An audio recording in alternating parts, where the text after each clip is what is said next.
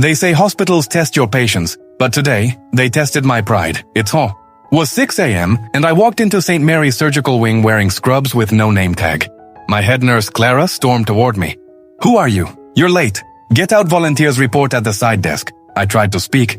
"I'm Dr. Carter," but she raised her hand. "Save it. We don't need another intern slowing us down." So I left quietly for a while. 20 minutes later, chaos hit. A bus crash on the freeway, 12 victims. The trauma bay flooded with screams, alarms, and blood. Clara barked orders, trying to keep her team from falling apart. I stood by the wall, still unrecognized, just watching, memorizing faces, counting heartbeats.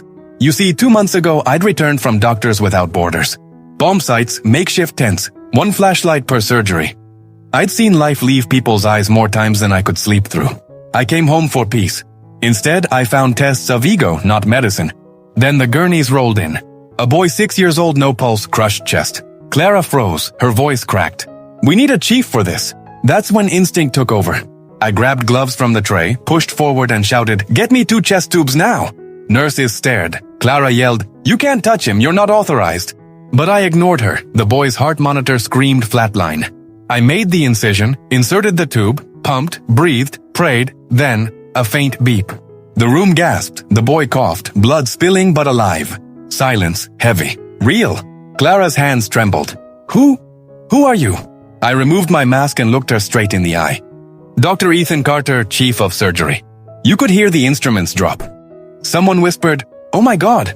But moments later, as the adrenaline faded, the truth sank harder.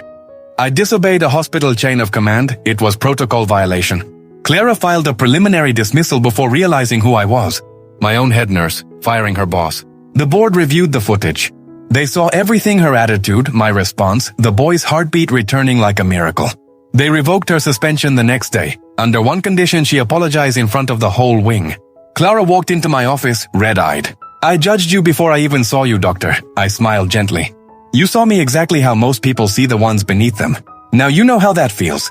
2 weeks later, we stood side by side for surgery again. She called me chief. I called her partner.